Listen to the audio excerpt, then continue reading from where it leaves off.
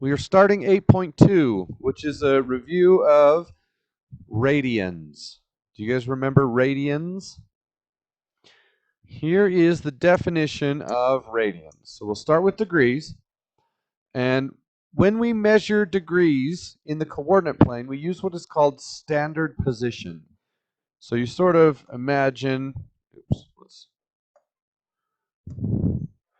let's put an arrow right here. And we spin the arrow. Wow, that was nice. So we spin the arrow counterclockwise. So this is considered positive, which means we start at 0 degrees. This would be 90 degrees, 180 degrees, 270 degrees, and then a full revolution would be 360 degrees. You guys remember that?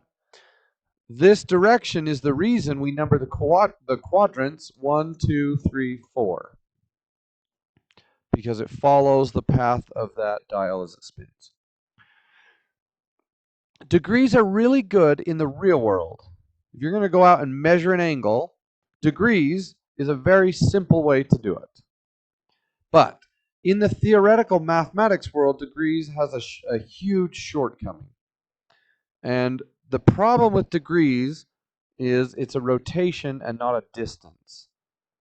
So if I wanted to graph anything that had angles in it, like the sine, the cosine, or the tangent curve, and we know that the sine curve looks like this, and the ratios are actually pretty easy to know how far out they are. But if I wanted to go over 90 degrees, how far do I walk to accomplish 90 degrees? And the answer is you can't. 90 degrees is a rotation. So the scale of that curve is sort of unknown in degrees. So we need to find a way to link a length and a rotation together. And that's called radians. And radians are wonderful for theoretical trigonometry. They're absolutely useless in the real world. Okay, so here's how we do it.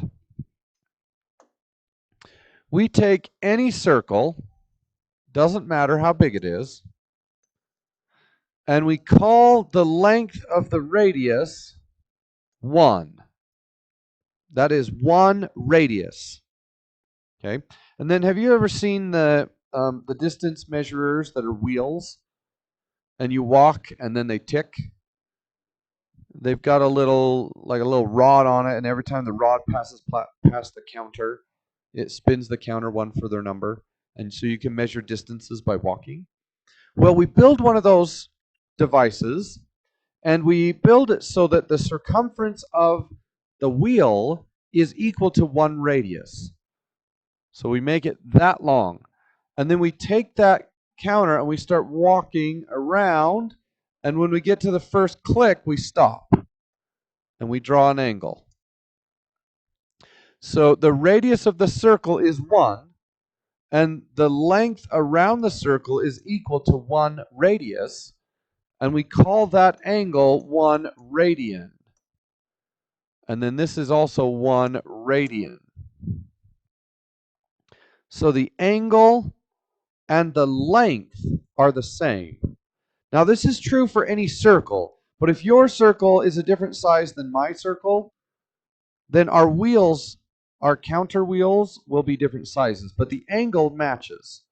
So for any circle, if the distance around the edge of the piece of pizza is equal to the side length of the pizza, that angle is 1 radian. And 1 radian is about, what was it, like 58 degrees or something like that? Let's look. Oh, I did it backwards. 57.29 degrees. So every 57.29 degrees is 1 radian. So how many radians are there in the complete circle? How many clicks would it take on that machine to go all the way around the circle? Well, the distance around the circle is simply, the angle is simply the circumference, right? So circumference of a circle is 2 times pi times r. And our circle has what as its radius? 1. So this is just a 1. So the circumference is 2 pi, which ends up being 6.28 something, something, something. So if you take any circle and you have a wheeled tape measure, I don't know what you call it. No, they're called trundles. Trundles? Trundle wheels. I think they're called trundle wheels. If you have a trundle wheel and the circumference of the trundle wheel is equal to the radius of the circle, then as you walk around that circle, it will click 6 times, and then you'll have about 0.28 left before the next click. Or, I mean, you'll have 0.28 of a distance left to get there. So we go all the way around 6 times, and then whatever remains is about 0.28 of a radius. Okay?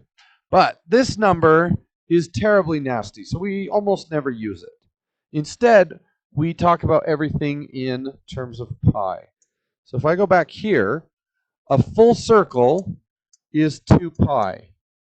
So half a circle would be pi.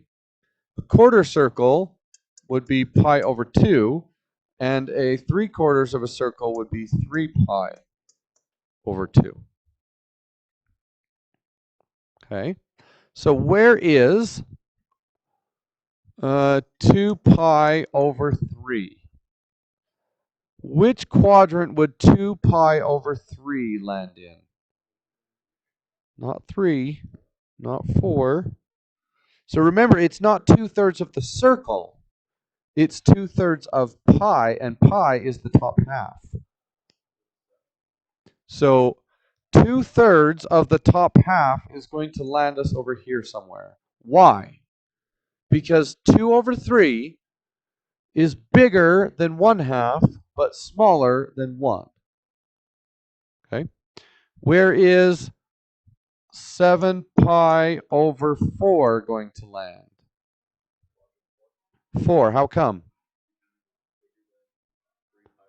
It's bigger than 1.5, and it's smaller than 2, so it would have to be in quadrant 4. Okay? Moosin, do you get this? Okay. Well, how do we convert between degrees and radians? If I had 50 degrees, how do I convert that into radians? Well, we use this equivalency statement right here. Pi and 180 are the same measurement. So if you want to take 50 degrees and convert it to radians, you multiply it by pi over 180. And we do that so that the degrees cancel the degrees. If I have 7 pi over 6, what am I going to multiply by? 180 over pi. And I do that so that pi and pi cancel. Okay, so in this case, we have 50 over 180. I'm going to divide each by 10, and I get 5 pi over 18. And over here, the pi's cancel. 180 divided by 6 is 30, and 7 times 30 is 210. So if you have degrees and you want to convert to radians, put the 180 on the bottom. If you have radians and you want to convert to degrees, put the pi on the bottom. Okay, we are ready for one of our problems. Negative 315 degrees. I multiply that by pi over 180. Degrees cancels degrees. And now I just need to simplify negative 315 over 180.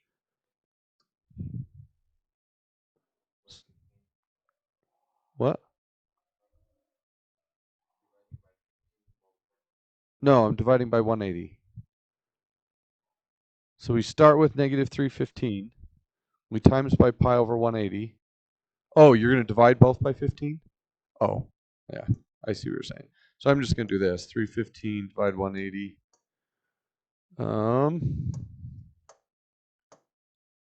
And I get 7 over 4. So actually, I should have divided by... anyway, big number. Third. So this is 7 pi over 4. Okay, let's do one that goes in the other direction.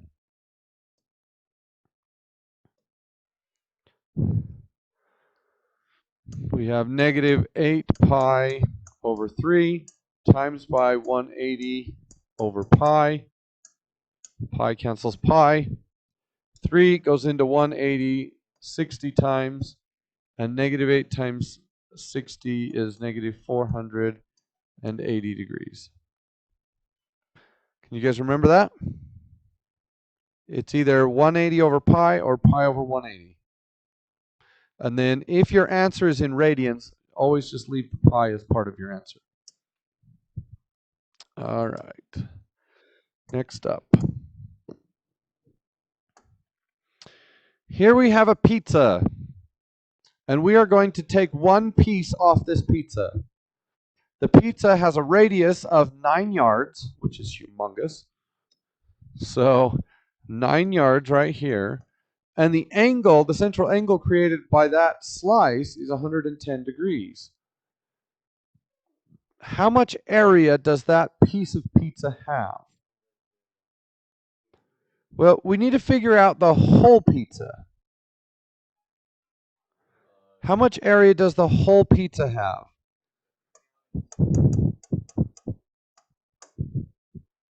Area is pi r squared. So in this case, the area of the pizza is 81 pi. Right? How much of the pizza are we actually taking? 110 degrees out of 360. So I'm going to multiply this by 110 out of 360. And it wants us to leave pi in the answer. So I'm going to multiply this in there. So I'm just going to take 81 and times it by 110 divided by 360.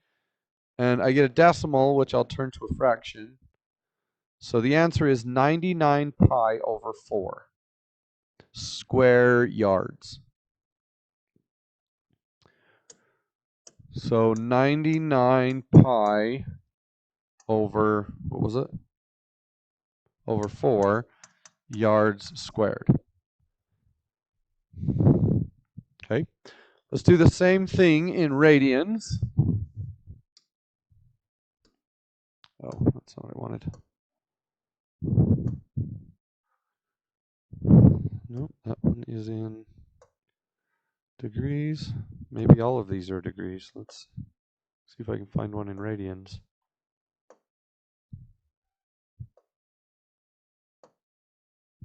No, okay, those must all be degrees. Okay. Coterminal angles. Does anybody remember what coterminal angles are? So coterminal, terminal means ending, and co means they're the same. So coterminal angles end in the same place.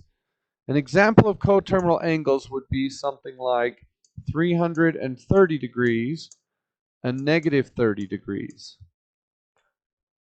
So if I spin 330 degrees, I land right there.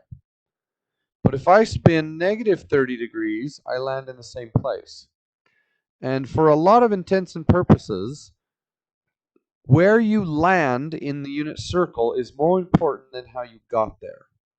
So a lot of times we don't care which direction you spun or how long it took you to get there. All we really care about a lot of the time is where did you end up. Can you think of any other angles that are coterminal to these? Is there another way to land in that same spot? We could do it in radians, but let's stick with degrees for now.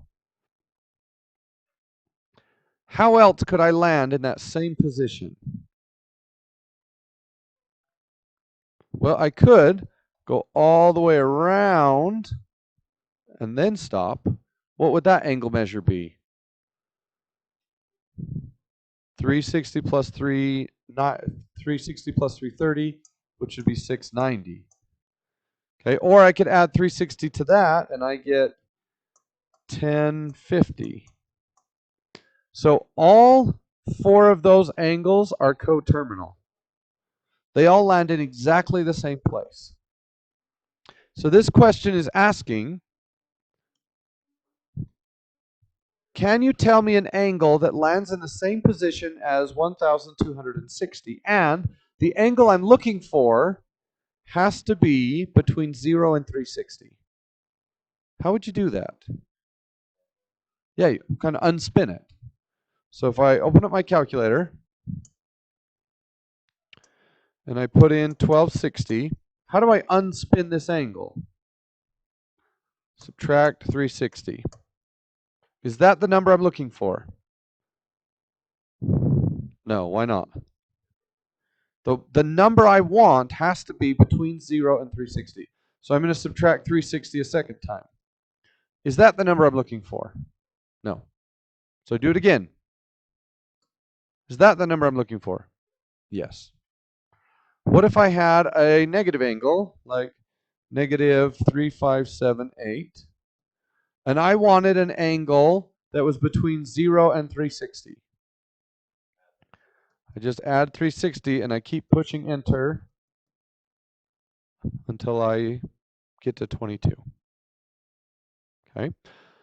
Let's do the same thing in radians. So negative 4 pi over 7 needs to be converted into a coterminal angle that is between 0 and 2 pi. So I need to add a full revolution. What is a full revolution in radians? 360 in degrees, 2 pi. So I need to do negative 4 pi over 7 plus 2 pi. But what has to happen in order to add 2 fractions? You have to have a common denominator. What is the common denominator going to be? 7. So let's rewrite 2 pi in sevenths. What would it be? 14 pi over 7. What is negative 4 pi plus 14 pi over 7? 10 pi over 7. Is that in the window I was looking for? Is it less than 2? Is 10 over 7 less than 2? Good. Okay. What if I had 23?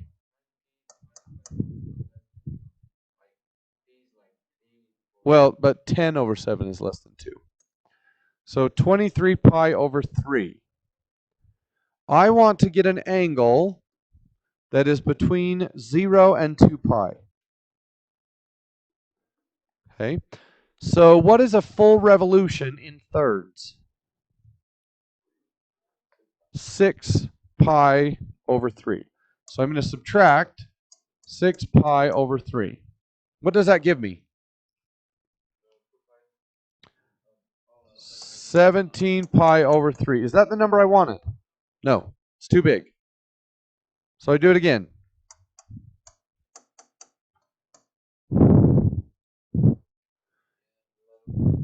That gives me 11 pi over 3. Is that the number I wanted? Nope, it's too big.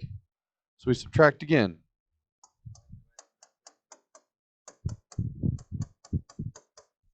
Is that the number I wanted? Yes, it is. Okay.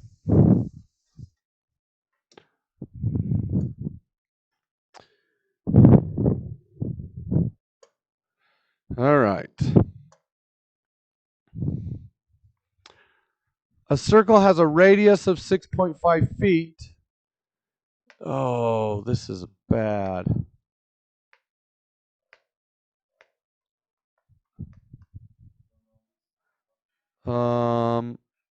Yeah, we're going to cut this out.